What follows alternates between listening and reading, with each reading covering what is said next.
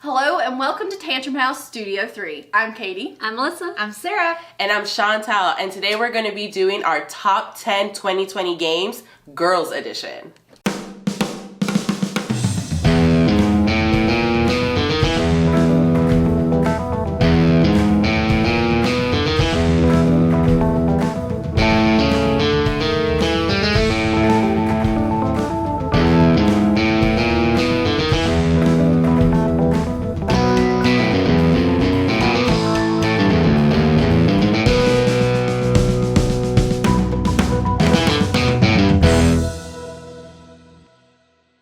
So we made a few rules for our lists. Melissa and I put out a top 10 Kickstarters every year. So we did not include the games that won last year's top 10 list that were coming out this year because we have already covered those games on our top 10 list. Yeah, you can see them on those lists. We gush about them. Yes, we do.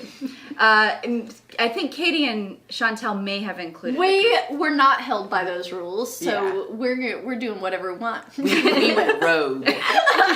Yeah, I personally didn't put any expansions on my list and kept it to like original games. Yes, and these are games, I think for the most part, we may have one or two exceptions that released in the United States in 2020. So, we do have a couple honorable mentions, like usual. Let's see here. I have a couple of honorable mentions I would like to list because there was a lot from my Kickstarter list. Calico would have probably been maybe number 1 or 2, but I already covered that one. Welcome to New Las Vegas, Honey Buzz, Moonrakers, Trekking the World, and I believe Seven Bridges is starting to fulfill as well. All games that would have been on my top 10, but I've already covered them on another list. So I'm gonna slip my honorable mentions in with our numbers because I actually slotted them where I thought I would have put them. She really I did think through this. So you'll just have to wait and see what my honorable mentions are. Well, but with that, we're ready to start with number 10. So my number 10 is The Isle of Cats. I love cats and I really like puzzle type games and I love laying tiles down. I had a great time playing this game. It's a lot of fun. It also has this handy cat setup area and it really makes me wish I had a cat. We're both allergic though, so. Oh, no. I know, it's so sad. Isle of Cats, number 10 for me. I love that one. It might show up a little later on my list. Ooh, where's that honorable mention? Yeah. Which actually probably is an honorable mention later.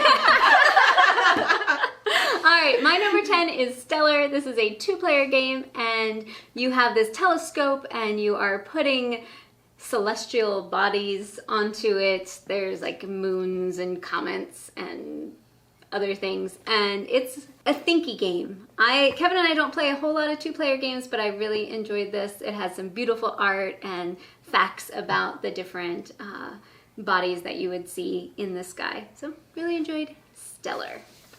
My number 10 is Tang Garden. Now I do have to say, I have only played the prototype of this this last year. This came in and I think Kevin and Melissa have gotten this one to the table with the full original or full game. This is a tile laying game and then you have some characters with some line of sight going on. So very beautiful components. I love Tang Garden. Mine is Starlink. I really enjoyed this game. One player will go ahead and grab a card that tells you what it is that you have to go ahead and draw. So for example, let's say a tree. And then you're connecting these dots in the galaxy to draw this tree and have everyone else guess what it is that you're trying to draw. I really like games like that where you're trying to draw and someone else has to figure something out. I like those kind of party group. It kind of brings me back to college and youth group days. So how does Jonah feel about this? Oh, Jonah is drawing. Drawing and humming. If he has to hum a song as well, it's the worst. But yeah, no, drawing is not Jonah's forte, let's say that. Play that with other people. Yes, I play this with other people. He's my cheerleader though. He's really great at that. Number 9. So my number 9 is Gorinto. We don't have the box because we had to pass it on. It was one that we had a prototype of. And it is actually a game that I got to play as a prototype long time ago when it was just paper, little scraps of paper at a convention. And from there, I kind of fell in love with it. Thought it was just really fun the way things move off the board, and for me, just thinking about how the nature influences what takes place on the board and trying to figure out I felt like a kind of a unique style of gameplay. I just really enjoyed how refreshing it was to try to think of new ways to do things. So, Gorinto for me. My number 9 is Super Skill Pinball for Cade. Yes, that's a bit of a mouthful. I love roll and write games, and I love pinball, so this is a perfect mash-up for me. There's 4 different pinball tables in here with different themes and different mechanisms in there, and I've just really enjoyed this. It plays well solo, it plays fine multiplayer as well, and there's just something about sliding the little, like, it looks like a pinball around on your board as you're filling in the different spots that I really enjoy. Super Skill Pinball for Cade. So my number 9 is The Crew. This was nominated for the Spieliars this year. It did not win. It did win. Or did it win? Yes. It did win. It was wow. the winner. I was thinking... Made it. I don't know what I was thinking won. It is the winner, right? It is the winner, yeah. I like trick-taking games. I like that they came up with a way to make more difficult ways of figuring out that trick-taking puzzle with other players. There's extra expansion rules. You can go online and play more missions. I do think you have to have the right group to play this. People who don't know how to play trick-taking games make this rough. Yes, So true. having great other trick-taking players makes this game exceptional. So. Mine is Floor Plan. I really like this game. I'm the type that if there's a grid and I have to do something like Tetris-wise on it, I am there. And with this one, that's a lot of that. You had like goals that you had to meet during the game that gave you extra points. I had several kitchens somehow in my house. I don't know why, but I ended up with like 3 kitchens randomly, but a really small living room. So I wouldn't want that many As kitchens. long as you have a big game room, you're good. Yes. Yes. Lots of Yes, kitchens exactly. and games. So Floor Plan definitely made it onto my top 10. Number 8. So my number 8 is Ohanami. I think I said it right. This is a fun little card game. It feels very relaxing. It has beautiful card art. You are trying to figure out how to make 3 piles of numbers go up and down while getting the most points. There's different types of garden features that get scored differently throughout the game. And it's just a lot of fun and very relaxing. So this is my number 8. My number 8 is My City. This is a legacy tile laying game, and I love tile laying. Kevin and I played through all 24 chapters or 24 games of the legacy kind of campaign. Really enjoyed it. There's also a forever side of the board that you can just play on its own without the campaign elements. I didn't enjoy that quite as much, but really enjoyed playing through the game, opening the envelope, seeing what the new things were going to be. So I enjoyed My City. So my number 8 is also Ohanami. Like Katie said, We're twins! Very relaxing game, one that you can sit and play over and over and yes, over again, for which sure. is what I've done.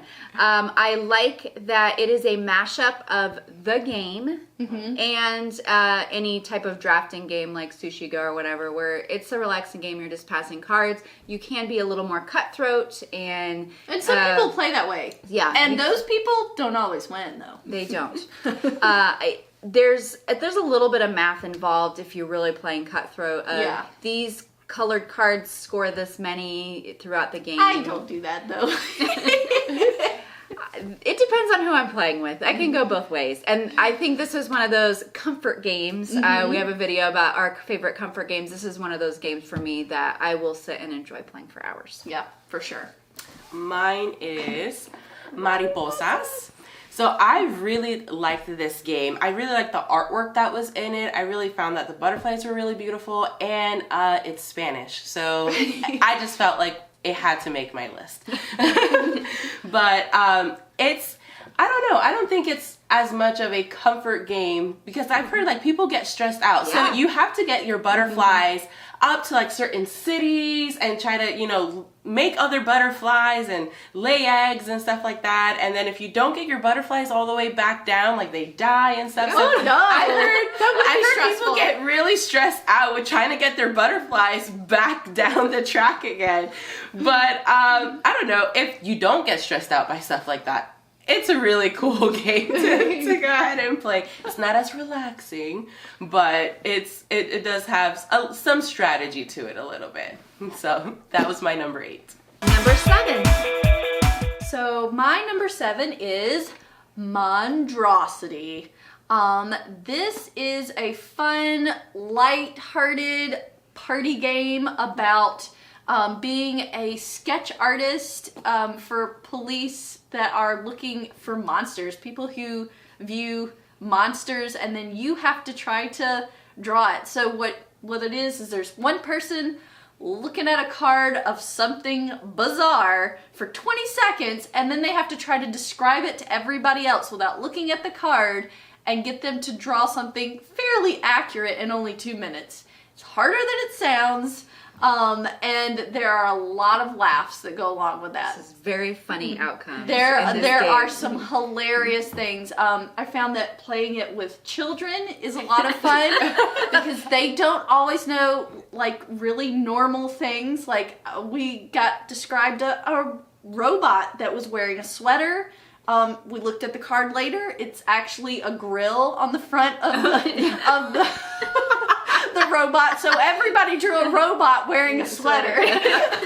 So anyway, so there's just, it's really a lot of fun. It works with any age group. And it's just, it's fun to play and fun to just see what everybody comes up with. Yeah, it's interesting. Sometimes they're all very similar, and then there's Yeah. like that one person who Who's took like- a completely different take of like, you're like, what were you listening to? Yeah, like what were you drawing there? So Was it Jonah drawing? well, there's usually one in every group. It's not always Jonah, but yeah. Alright. So MonsDRAWsity. My number 7 is Atheneum or Atheneum, however you want to say this word, but it takes place in a magical library, and you are getting book tokens and you're placing them onto your bookshelves in certain arrangements to match cards. And so it has a little bit of a tiling aspect to it. There's card drafting where everyone simultaneously plays a card and you get the action on the bottom, but then your 2 neighbors get the things on the top of the card. So it's very interactive and there's Yeah. always stuff going on. And it feels very friendly because of that. Because you're giving things to other people and you're like, oh, thank you for giving that to me. That's just what I wanted, or just what I didn't want. But thank you anyway. I don't want Now I that have thing. extra of it. Yeah. Or it's like, oh, do I play this card so I get the pink book? But what if Katie gives me the pink book? Then I don't need to. But if she doesn't, then I do need to. And oh, okay, I'll play this card. Yeah. So Atheneum, the Mystic Library, really enjoyed that one. My number 7 is the life expansion to Sagrada. This definitely breathed more life into Sagrada for me, even though I could play it forever and never get bored of the base game. This, I thought, brought some new puzzles. It has the orange dice that have arrows on them, and you can get bonus points for having the arrows have certain ability or certain things on them that either match or so there are goal cards that explain what you need to do for those. So it also has apprentice cards, which are similar to The tools. the tools in the game, except for everybody can get some of these. So just another way to gain more bonus powers while you're playing the game. So definitely enjoyed the life expansion to Sagrada this year. And mine is, I don't quite have the box, but mine was Mysterium Park. So that one was great to play. It's cooperative. Play where one person is the ghost, and I'm trying to get you to figure out it's like a murder scene kind of, you know, like somebody got killed, and I need you to figure out like what the weapon was, where it was, who it was. But it's kind of like Codenames pictures, because you have all these weird pictures that are laid out, and the ghost person has to give clues for you to pick what picture to put like your token on. And I mean, the one time that we played, we were like, wow, how we guessed that? I don't know how we got it, but we got it. And it's like 4 or 5 rounds, right, of it to go ahead and guess. So I liked the theme of it. It was really fun. I'm not really into cooperative games, but that was one game that I would definitely play again that was cooperative. Yeah, we played it with my family recently, and it's a streamlined version of Mysterium, so it plays quicker, not as much setup, not as complex, and I enjoyed those aspects of it. Yeah. Number 6. So number 6 for me is Fallout Shelter. This is obviously the board game. But this is something fun that Ryan and I got to look at on one of our Saturday morning board game shows, and it's just a lot of fun. Now, admittedly, when I first played this, I had not played or seen the video game, and I still thought it was really fun. After watching Ryan play the video game for hours and hours, I have a better idea of how these mechanics interact with the video game. But this one is just a lot of fun. You're building your own fallout shelter. You're fighting monsters. You're rolling dice. You're collecting cards. You're trying to build spaces that look appealing for other players, so that they'll visit your rooms, because if they visit your rooms, you also get things. So there's a lot of fun aspects to this game. You are very limited by what kind of cards come out, though, so you may have some resources that are very scarce through the whole game, and then you may play the game again, and then every resource is very plentiful. So it has a lot of unique setup with that. So I thought that was a lot of fun. Fallout Shelter. My number 6 is Sorcerer City. Now, this may have come out at the very end of 2019 or early 2020, but I decided to put it on my list anyway. This is a real-time tile laying game, and you're collecting tiles almost like a deck builder. You're going to use those tiles multiple times in different rounds, and you shuffle them each time. So I thought that was an interesting aspect to it. I like the resource management that's going on based on where you place your tiles. You're going to collect things, and then you can buy more tiles and get bonuses. And I am not a huge fan of real-time games, but I really loved this one.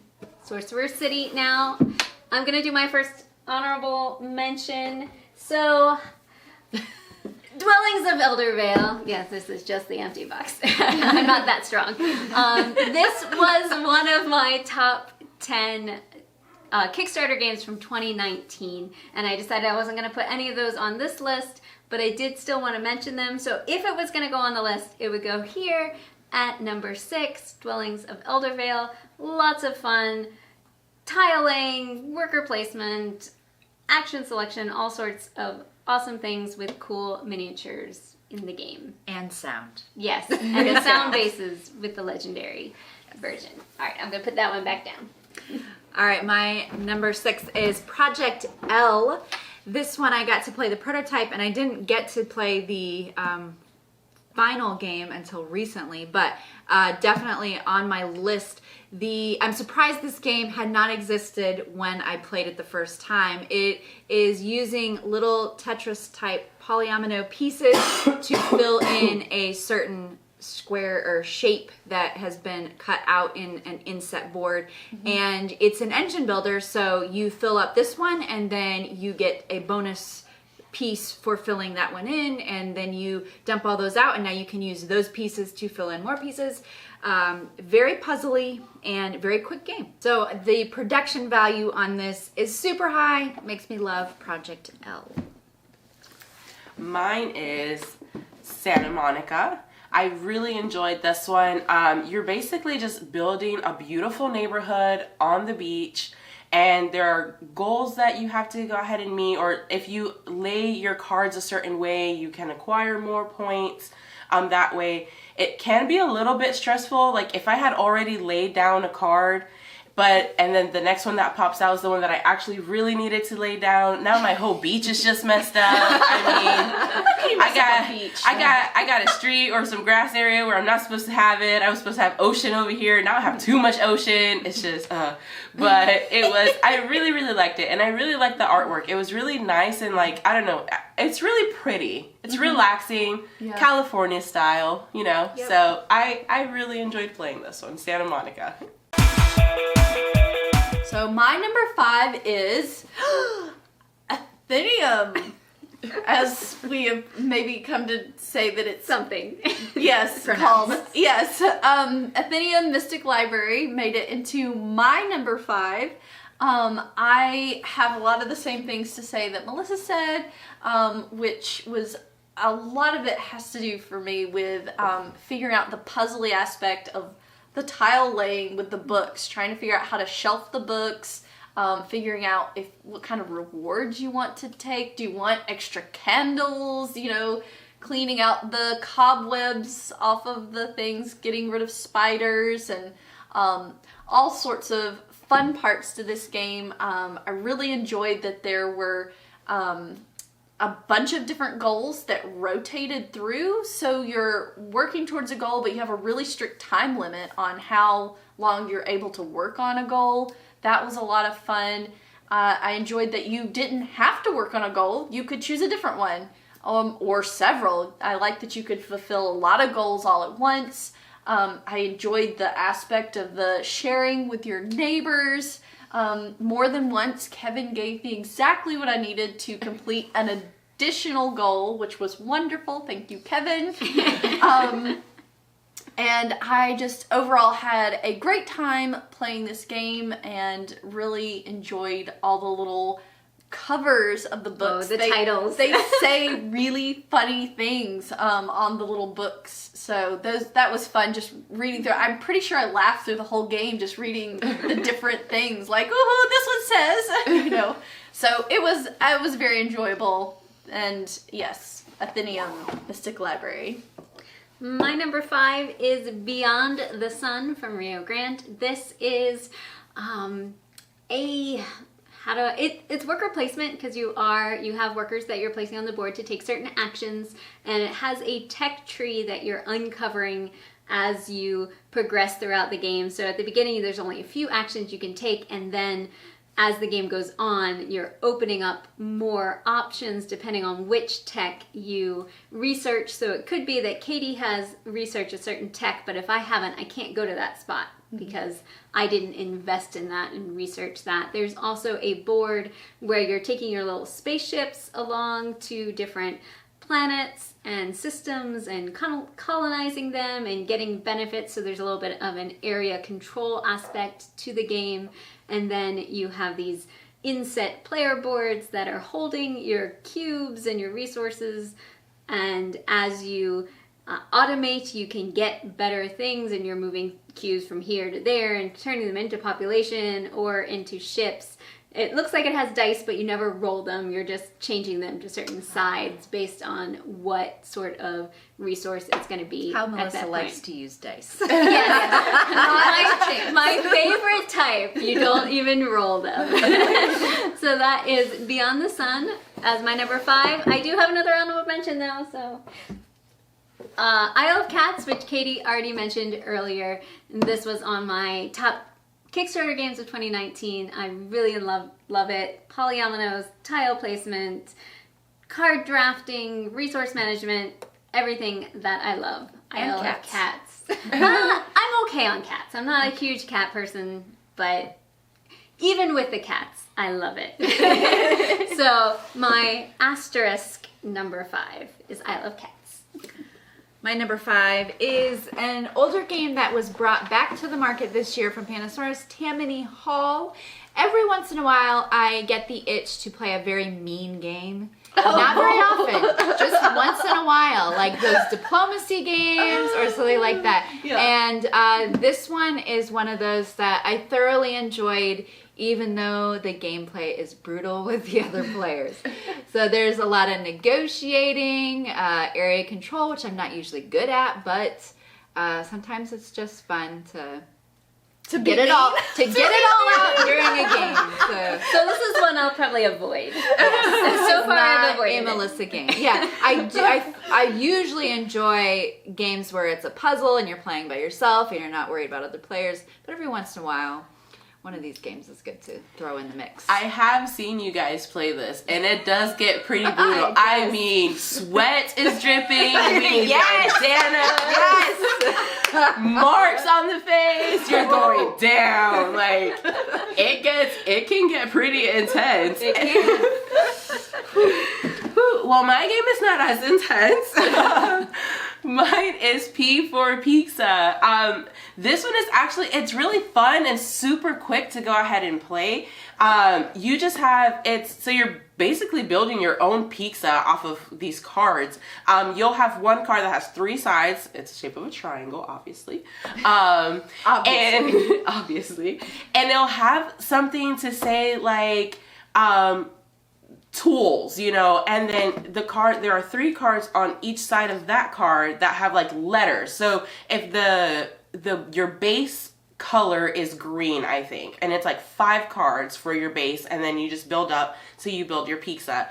And so like we played the other day, and mine was like tools that started with M, and I'm just thinking I have to go ahead and beat the other person and think of a tool that starts with that letter before they do, so I can grab that card. And I couldn't think of anything. And I mean, the other player was just going at it, just getting these cards faster than I could. But it's super fun. It's quick, kind of quirky. It's not really this big size. It's actually a lot smaller than this. Like, it's super cute. It's a pizza box. Pizza box. It's so cute. So yes, P for Pizza. Number 4. All right, number 4 for me is The Crew.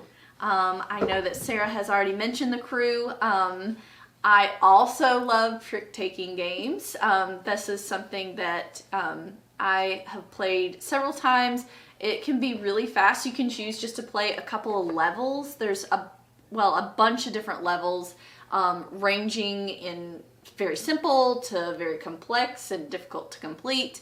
But she was right with if you play with the right people, this can be a lot of fun. You're sitting there, you're trying really hard to not do any table talking, but you're like, squinting like, come on. I need you to play this card that I know you have. Don't mess it up for the rest of us. Yes, exactly. And there's a lot of times where you're taking gambles, just like any trick-taking game. You're taking a gamble, hoping that somebody has something in their hand, and it turns out they don't, and you have messed it up for the whole team. And I really enjoy cooperative games, so having a trick-taking cooperative game is a lot of fun. I really enjoyed that part of it. I agree that the twist on the normal trick-taking game is just really interesting, having different goals with each level. There is some recourse there for like, you're not totally flying in the dark with this. There are ways to give hints as to what you might have in your hand. And it's not table talk. There are actually ways to do it legally in the game, and which is great. I'm not sure the game would be playable if you couldn't give at least a few hints occasionally. I know, there are times someone's not starting a trick and they're like, does anyone have anything that they want to say or communicate before I lay this card? Anybody want to give me a hint before this gets laid? Yes. So I have not played through every level of this. I do plan on doing that at some point, though. But it is fun because you can pull it out and just play a couple of levels here or there, or you can start at the beginning and go all the way through. So that is The Crew, and really enjoyed it. My number 4, I don't have the box for, is Whistle Mountain. Okay, I almost said Whistle Stops the other one. Whistle Mountain's the new one from Bezier, and it is a worker placement tile laying game. Starting to see Two things that I love. Yes, I put them together and I love it. Basically, you have these airships, dirigibles, things that you're placing in different spots to take the actions, and then eventually you're trying to build these buildings on the scaffolding, but the water is rising, and as the water rises, it's going to make these machines and buildings not usable anymore, and you have meeples that you're trying to rescue before they get drowned. There's lots of ways to get points. There's lots of clever ways to place your ships onto the scaffolding to get resources. And I really enjoyed it. There's a lot to think about in the game, but it's not overwhelming. So I really enjoyed Whistle Mountain. My number 4 is Hues and Cues. This one has definitely replaced Codenames for me. It is a lot easier to play than Codenames. I think it's easier to come up with a clue, and it's for everybody. It's not just one team. So you are not playing in teams. You're playing by yourself and giving a clue to everyone else. And then if you do really well, you'll gain lots of points doing that. It probably also helps that I have an art degree, so I love colors. So Hues and Cues. All right, mine is Sonora. This is a flick and write. It's sideways. The back messed me up. Okay, anyways, so yes, I really enjoyed this one. It is so busy. There's a lot going on your board. And just like I said, it's a flick and write. So you're flicking these little tokens to figure out where it is that you're going to be drawing or doing some activity on your own board. And it can get pretty competitive as well when you're doing all that flicking, because I'm trying to score a certain type of token, or a certain type of point on my board. So you might flick me off of mine, or I might flick you off of yours as well. And like I said, I just really enjoyed the busyness of it. There are 4 sections on your board. Some of them kind of look like crossword puzzle types, connecting dots. There are some desert animals that are involved in this that are actually pictured on your board as well, and they're super cute, so I really liked it. Yeah, this one's an honorable mention for me. It almost made the list, but not every game can be on the list. But I did really enjoy Sonora. So number 3 is Calico for me. It's another cat game. I love cats, and this is one of those that we talked about on our comfort food episode of our Saturday morning, or no, that's a Tantrum Talk, and I don't see how that anybody would think this is it looks comforting from the outside, but on the inside it is a mind bender puzzle. There's tons But of... those are comforting for me. No, they're not. They're not. Anyway, there's so much going on in this tiny game that it's just, for me, it feels stressful because there's so much packed into it. Each tile, although all you're doing is choosing between 2 tiles. They could go anywhere. That's the rules. They can. But there's so many different places they could go, and they all get different amounts of points depending on where you put them and what might go next to them on the next turn. And what if I put this here and then it's not as good as something that could come out in the future, and I don't know. I need this exact thing to make my pattern perfect. And then you see it in your eyes, and you're like, nobody take that. And then Ryan takes it. Yes. Yes. And then you're tackling somebody at 3 o'clock in the morning. Yep. Like, what are you doing with my face? So not a relaxing comfort game for Katie. No. I mean, if it's really like how you described it, the box needs to change. Like Katie's Tammany They should Hall. add flames in the background. Right. Your world's on fire. There needs to be like a dragon and just Yes. Cats could be that way though. So there are like a bunch of little quilt tile pieces that you're building a quilt, and you're trying to get buttons on your quilt and cats to sit on certain parts of your quilt. And all of it has to do with patterns and colors, and it's a bunch of fun, but not relaxing. I really enjoy this one too. Make that another honorable mention. That almost made it onto An my additional list. honor. Yes, this one would have been my number 2 had it not been my number 1 last year on my Kickstarter Yeah. list. So, All right, so what number are we on? Is this 3? this is number Okay. 3. My number 3 is upside down. Lost Ruins of Arnak. This is actually a prototype copy box, so it might be a little shinier than normal. This is a worker placement deck builder exploration game, and I really enjoyed my plays of this. It's a different type of deck builder.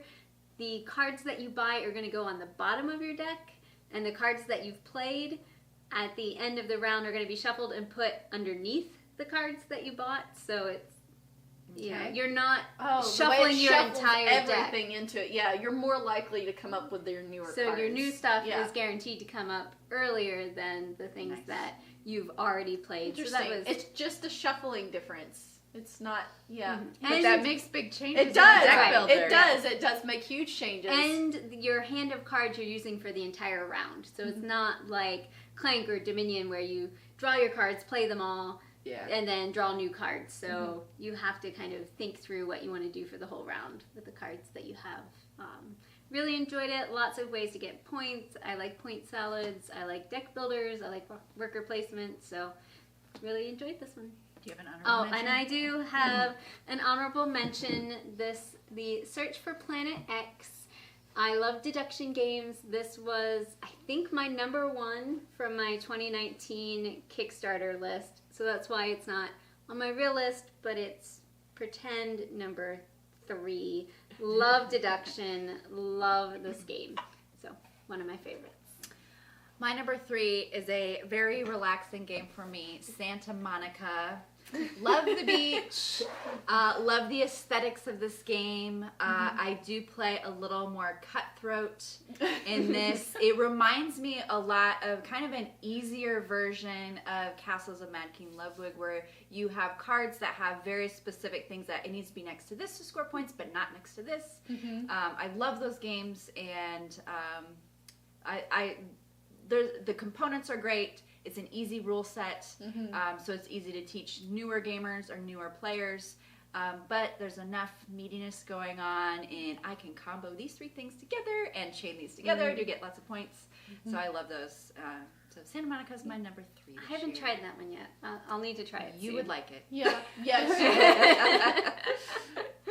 Mine is Q's and Q's. Oh, back I again. really love it. I love that you can play, so the max that it plays is 10 people, and I mean, it is super fun with the max amount of people on there.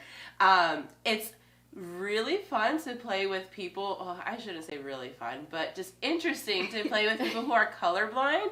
So my sister-in-law is colorblind, and she's like, there's an app on her phone that we actually get to see what she's seeing, and so when we saw this board, it was like half yellow and half blue. Oh, the entire board. So we were like, but just try. She's like, no guys, I can't see a color. So I couldn't, it was kind of interesting. If your definition of a color is off from somebody else, like I remember we were playing one time and the clue that was being given was Barney. Oh. Our definition of Barney were 3 way off purples, okay? Like someone least they were all in purple, right? They were all at least in the purple range, but I mean, some of them were almost in the blues, and I was like, "What Barney were you watching?" Like, I need a color corrector screen. Correct, exactly. So Q's and Q's, really, really enjoyed it. super fun. You get a lot of laughs out of it. Yep. If you can set up Zoom easily with at least one good phone or camera on the board, this does play very well virtually. We have figured that social distancing works with this. Yes, so you can easily get up to the 10 players that way. Yes, for very sure. fun. Really fun. Hues and cues. Number 2. So number 2 is Planet Unknown. This is a prototype copy box, so it's a little bit flimsier and maybe a little bit different looking than the actual game when it comes out. Melissa and Sarah tried to tell me that this one wasn't going to count because it isn't technically fulfilling until early in 2021. But I said, well, I'm not moving it. He's like, I don't care. It's that good. I'm keeping it. I don't care. So this is one that Ryan and I got to take a look at with Studio Awesome, and we had a great time playing it. We keep bringing it back to the table, even with the flimsy prototype copy parts of the game, and we have just really enjoyed it. It's got a lazy Susan in the game that you spin to pull out the tiles, and you are filling up a planet with certain polyomino tiles, and you are trying to hit certain goals. You get certain rewards on technology tracks for getting certain things next to each other or getting certain amounts. You have to watch out for comets, because you will have to pick up polyominoes that have comet spaces, and if you don't clean up comets, they will mess up your board by the end of the game. So you've got like a little rover that you're moving around to try to clean up these maybe I'm saying the wrong one, asteroids, I don't know. What asteroid? Ryan told me I was saying the wrong one when we talked about it on camera last time. So anyway, whichever one hits the planets. But anyway, so you're driving around trying to clean those up, and then in the end, you score also on this grid how many rows and columns you have filled up in your planet. So there are a lot of things going on in the game, a lot of things to keep up with. I really love that it is the Lazy Susan style of picking up tiles, trying to place them, and then, like I said, the technology tracks are just really fun because if you focus in certain areas, you can get certain rewards, but then sometimes it's not always possible to get the things you're looking for. And then it has like the harder play mode where you can play with the technology tracks that are asymmetrical, and that's definitely a harder mode. So those are, it's definitely more challenging once you get used to the base game. So Ryan and I both really enjoyed it. So yeah, Planet Unknown. So my number 2 has been talked about several times already. We have The Crew. It deserves its Kennerspiel award, I think. Yeah, I don't know if I have much more to add. Love the cooperative trick-taking and trying to puzzle it out with minimal information. And sometimes after a mission, you're going, what were you thinking doing this? After the game talk is great. Since you're not really allowed to verbally communicate during the missions, there's a lot of talking afterwards of, this went well, or this didn't go well, or why did you do that, or I thought you were going to do this, and this is what I thought when you did such and such. And yeah, or I can't believe that worked. It shouldn't have worked. Kevin's a bit of our chaos player, so that's an understatement. He'll do some risky moves. He does. And it's like, that only worked because I actually had such and such. If I didn't, that wouldn't have worked. And yeah, why didn't you just play it safely by doing this? It was like, well, I was pretty certain it was going to work. Well, there was no way to know that, Kevin. Right.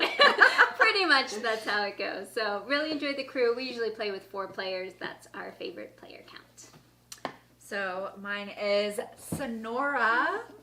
Made it higher up on my list. I love that they took the idea of roll and write with dice, but they changed it just a little bit with flicking the discs so that you have more control.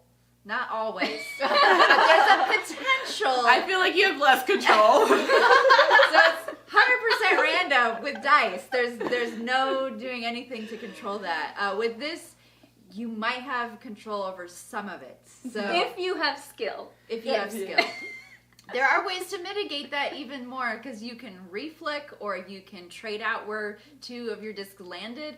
And then there are so many ways to chain the points that you can gain in this. I love, love, love roll and writes, and I love to gain so many bonuses that I am still sitting there writing when everybody else is, are you done yet with? No, I got 3 more bonuses. Yeah. Just give me a second. Watch the playthrough of Sonora if you want to see Sarah still, no, I'm still filling it out. Yeah. We're like, all right, Sarah, move on. Yeah, I love how basically nothing's wasted. You're going to be able to do something with each of your discs. Yep, you're getting everything you're getting points for. There's almost, unless you do really poorly, there's one section that you are going against everybody else on, and you're going to score that first. I don't know if it's the canyon or whatever. That one, it has the potential for you not to gain points because you have to get a certain number before you'll gain a big bonus. But other than that, you should do really well on gaining lots of points in the game. Makes it fun. Mine is Tapestry Plans and Ploys. This is an expansion to Tapestry, so I really enjoyed playing just the base game Tapestry. I love the games where there's just a lot going on. But the main point of the game is just to get the points. Well, at least I do. I get the points because that's how you win. But I love, so with the expansion, there are more asymmetrical civilization mats. So they make a lot more sense, and you're able to acquire a lot of points through them. There are also these bonus cards that you get, so with the landmark. So if you fulfill a certain goal, you gain that landmark, and you're able to put it in your capital city. I really, really enjoyed that. The space cards, those are new as well, and those just really help you gain a lot of points on the board as well. There are new miniatures as well, and those are cool. So I really like it. I love the business of it. I love that there's just a lot going on. But every time that I've played Tapestry, I've actually won. So I'm gonna win a streak Jonah here. is not happy about this. Yes. So we did bring this out But he during. needs to take your strategy, which is just get the Yes. points. Well, Get the okay. points.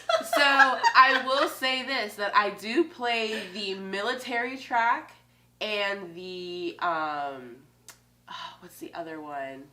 The blue track. Exploration? It's like experiment. That one. You have to explore on that one. Those are the 2 tracks that I play, and I do very, very well. So, Tapestry Plans employs the expansion. Number 1. So, number 1, Santa Monica. Am I the only one who hasn't played this one Yes, yet? you are. You should definitely play it, Melissa. Well, that's how I feel like with the crew. Everyone else played but me, so I feel like I definitely need to get that on the table. Yeah, you do. So Santa Monica, not a whole lot more I can say about it that wasn't already said. Maybe I'll hit a few highlights. I love that this is the art in this is beautiful. It feels relaxing, like a stroll on the beach. I don't get the same sense of stress that I think Chantel mentioned. There are just a lot of fun things with the art, with like looking at the little shops that are there. There's several beach weddings. Beach weddings must happen a lot in Santa Monica. Is the only thing I can figure. But it's just a lot of fun to play. One of the things I really like about this game is once you lay down tiles, there's actually parts where you have people who walk across the board. So you're moving people. These cards will start with a person or several people of different types. They could be locals or they could be tourists. And you are trying to get those people to go to certain places. There are cards. This game is a lot about balance. You're trying to balance the amount of beachfront versus actual water, and then balancing your tourists with your locals. You have to have places for all your locals to be, places for all your tourists to be. So if you get a card that has tourists on it, you have to then try to get a card that gives you a place for them to go.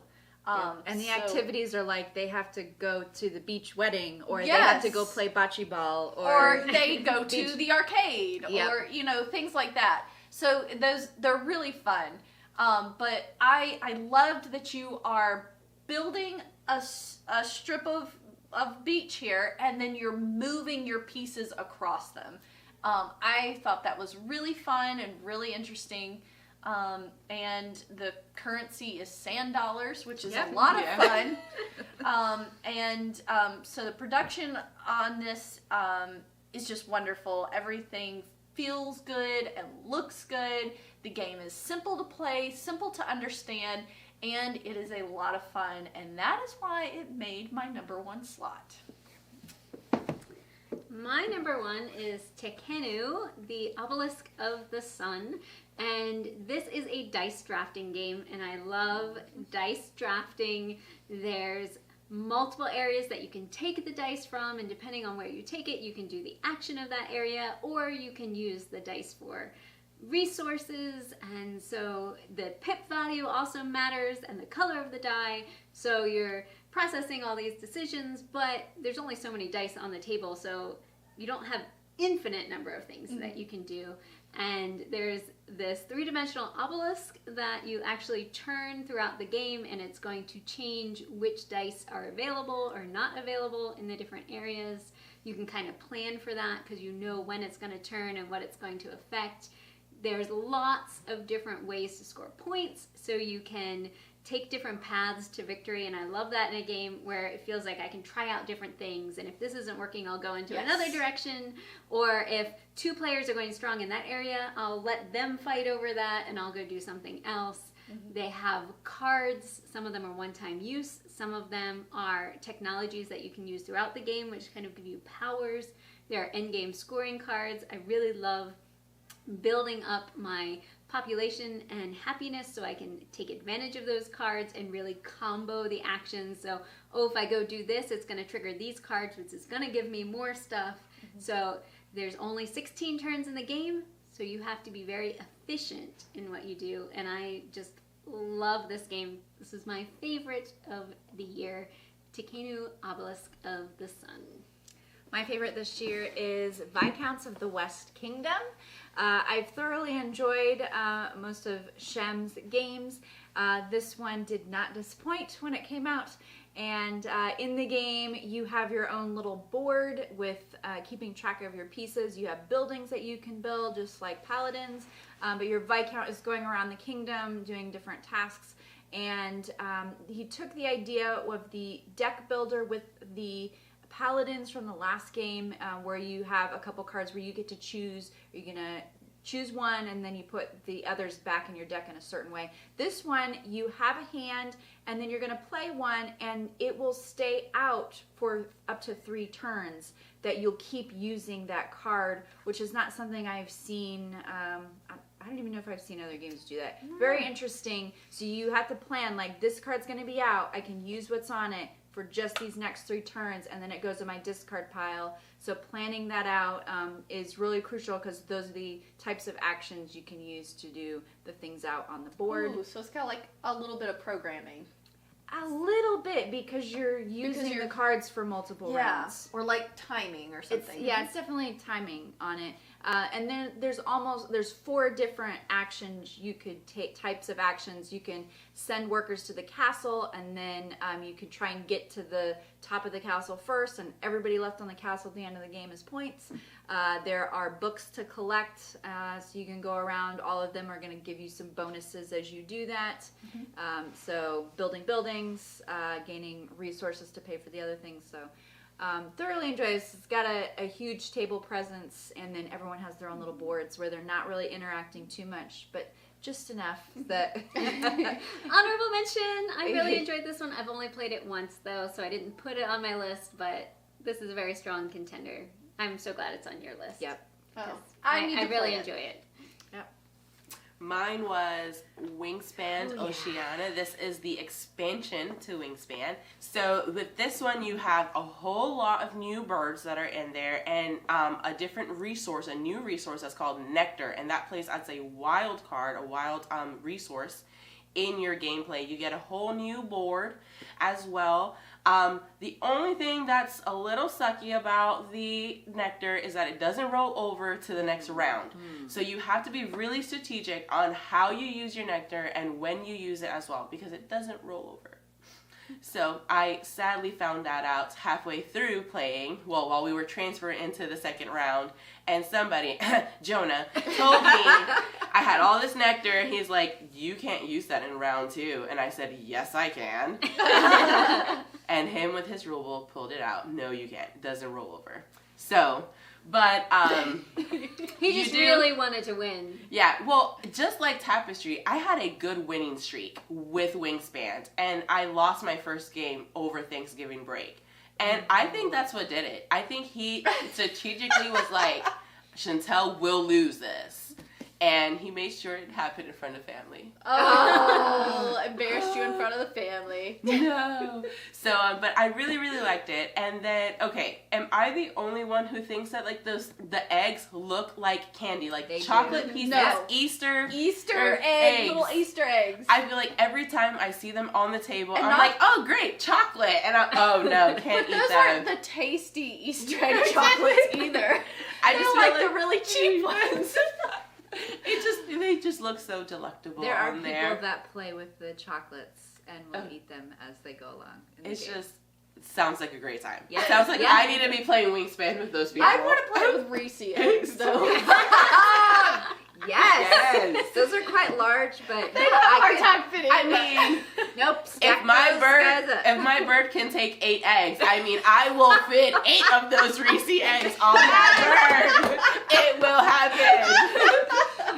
But yeah, really, really enjoyed it. Super, super fun. The base of it is still the same. You know, where you get to play a bird, you get to gain resources, you put eggs on your bird. Like I said before, I play to win.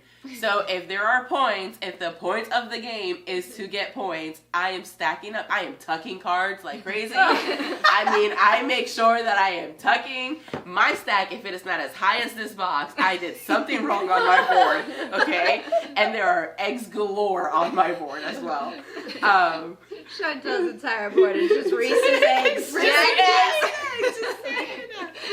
Falling over because there's so many cards tapped. Next Easter, that's Yes. it. We're all getting together playing. Yes. Jonah wonders, why did you buy a case of Reese's eggs? Because We we went gotta to play with Costco. But yeah, and there's end game goals, end of round goals that you get in between turns. There's certain things that you can do that only you can do as well. So there's just a lot newer things going on with the expansion. Like I said, thoroughly enjoyed it. Super fun. Yes, so that is our top 10s, all 40 plus games, because we had so many extras that we talked about as well.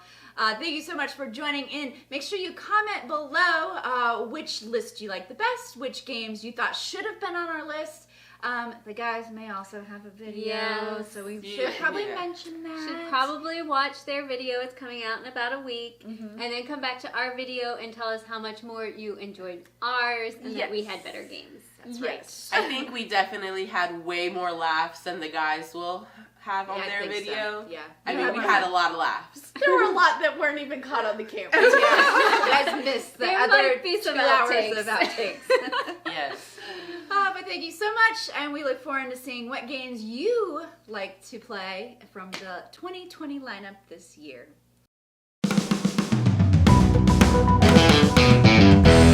Choked.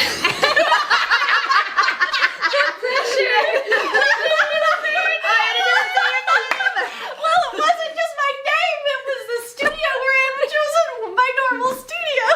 Okay, sorry. Okay. Wow. Great start. Okay. Let me stop laughing. How could I forget the Hadel project? The one Kevin and I designed. Of course, that has to make the top 10 list, right? Siennas, they crack me up every time. But See, there's nothing fake about that. And go. Is it recording? But in all reality, what the heck is a sienna? Is that a bird? It sounds like a bird.